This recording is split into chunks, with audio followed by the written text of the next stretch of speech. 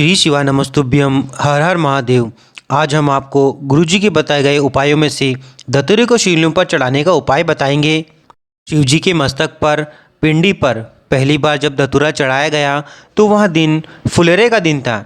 इसलिए शिव महापुराण की कथा कहती है कि जिस दिन कोई भी मुहूर्त ना हो, कोई काम ना हो, आप फुलेरे के दिन उस काम को कर सकते हैं। जैसे यदि कोई दुकान का काम, व्यापार का काम, व्यवसाय का काम, जन्म का काम आदि कोई भी काम आप फुलेरे दूज के दिन शुरू कर रहे हैं तो वो कभी भी बंद नहीं होगा, वो हमेशा बढ़कर ही चलेगा। आपकी ज़िंदगी के सारे घाटे समाप्त हो जाएंगे फुलेरा दूज के दिन। कहते हैं दुनिया में सब दिन का दान, सब दिन का पुण्य समाप्त हो सकता है, लेकिन फुलेरा दूज के दिन किया हुआ दान, सत्कर्म, भजन कीर्तन, नाम स्मरण कभी समाप्त नहीं होता है। धतूरे का पहला महत्वपूर्ण उपाय, यदि आपको चक्कर आ रहे हो, अचानक गिर रहे हो, हापड़ी भर जाती है थोड़ा सा चलने पर, या सांस फूल जाती है कुछ दूरी पर चलने पर, ये उनके लिए उपाय बहुत ही विशेष है। आपको धतूरे की जड़ को लेना है। आपको जो धतूरे का फल होता है उसकी जड़ को ही लेना है। उसे निकालकर धोकर उसको घिस कर शंकर भगवान पर उसका लेपन कर दीजिए। आपको थोड़ी सी जड़ भगवान शंकर पर चढ़ानी है फुलेरा दूज के दिन। जो जड़ आपने शंकर भगवान पर चढ़ाई है उसी जड़ को पानी चढ़ाकर वापस ले आइए फुलेरा दूज के दिन। जो मिर्गी का मरीज होता है, जिसे दमे की शिकायत होती है, उसे दोपहर के समय दिन में उसे 3 से 4 बार सूंघा देंगे, जिससे मिर्गी की समस्या दूर हो जाती है। जिसको सांस फूलती है उसको भी आराम लग जाता है। एक और महत्वपूर्ण बात, जिसको बहुत बड़ी बीमारी हो, डॉक्टर कह रहा है कि ऑपरेशन की ज़रूरत है, आपको ऑपरेशन करना ही पड़ेगा, कोई गांठ हो गई हो, आपको एक धतूरा फुलेरा दूज के दिन भगवान शंकर के शिवलिंग पर समर्पित करना है और 5 बेलपत्र नंदी भगवान पर, मतलब नंदी भगवान के चरणों में चढ़ाना है, जिससे कोई भी बड़ी से बड़ी बीमारी आगे नहीं बढ़ेगी और आपको ऑपरेशन की ज़रूरत भी नहीं पड़ेगी। ये उपाय केवल आपको फुलेरा दूज पर ही करना है। एक और महत्वपूर्ण उपाय हम इसी वीडियो के माध्यम से देख लेते हैं। ऐसे व्यक्ति जिन्हें दांत काज खुजली हो जाती है, उनके लिए भी धतूरे का एक उपाय है, जिससे ये तकलीफ़ धीरे धीरे ख़त्म हो जाएगी। आपको धतूरा एक लोटे में डालना है जिसमें पानी भरा हो। उसी लोटे में थोड़ा सा चंदन डाल दें। उसके बाद वही पानी शिवजी को समर्पित कर दें। आपको वही पानी लेकर आना है और उस पानी को अपने शरीर में कुछ समय के लिए लगाकर रखना है। आपको उस पानी को 15 से 20 मिनट तक लगाकर बैठना है।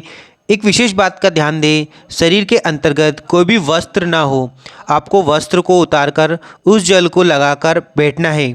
2.5 से 3 महीने में कैसी भी दांत काज खुजली हो पूरी तरीके से धीरे धीरे समाप्त होने लगेगी। व्यापार में उन्नति के लिए धतूरे को फुलेरा दूज के दिन लाल वस्त्र में बांधकर व्यापार वाली जगह पर बांध दो। जीवन में कभी भी व्यापार नीचे नहीं आएगा, व्यापार बढ़ता ही चला जाएगा।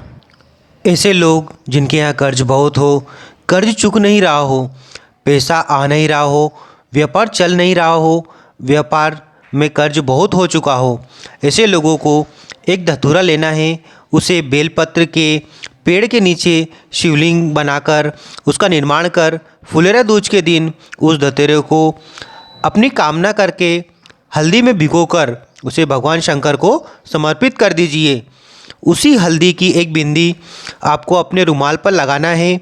उस रुमाल को लगी हुई बिंदी को अपने व्यापार या व्यवसाय की जगह पर लाकर रख दीजिए। आपका कर्ज धीरे धीरे कम होने लगेगा, क्योंकि इस उपाय से माता लक्ष्मी घर आने लगेगी। लक्ष्मी आने से आपका कर्ज भी धीरे धीरे चुकने लगेगा। ये उपाय भी आपको फुलेरा दूज के दिन ही करना है। पहली बार माता पार्वती जी जब अखंड तप करने भगवान का बेटी थी और पहली बार महादेव प्रकट हुए थे माता पार्वती के सामने, और महादेव ने माता पार्वती को समझाया था कि तुम मुझसे विवाह मत करो। अब माता पार्वती जी ने विनयपूर्वक शिव जी से निवेदन किया कि मैं आपसे विवाह करना चाहती हूँ। तब महादेव ने कहा कि मुझसे विवाह करना कांटों की सेज पर सोने के बराबर है, कांटों पर चलने के बराबर है। तो माता पार्वती ने फुलेरा दूज के दिन धतूरा भगवान शंकर को चढ़ाया था और कहा कि मैं कांटों की सेज पर भी चलने को तैयार हूँ यदि मेरा महादेव मेरे साथ है तो। तब महादेव जी ने ये वचन दिया था कि हे पार्वती, जो भी फुलेरा दूज के दिन जो शिव पर धतूरा समर्पित करेगा, जिस भी मनोकामना से, उसकी सभी मनोकामनाएं पूरी होगी। वीडियो को लाइक कर दीजिए। यदि अभी तक आपने हमारे चैनल को सब्सक्राइब नहीं किया है तो चैनल को सब्सक्राइब कर बेल आइकन को प्रेस कर लीजिए, जिससे आपको इस तरीके की महत्वपूर्ण जानकारियाँ प्राप्त होती रहे। यदि आपका कोई भी प्रश्न हो तो आप हमें कमेंट कर दीजिए, हम उसका रिप्लाई अवश्य देंगे। कमेंट बॉक्स में श्री शिवाय नमस्तुभ्यम और हर हर महादेव अवश्य लिखिए।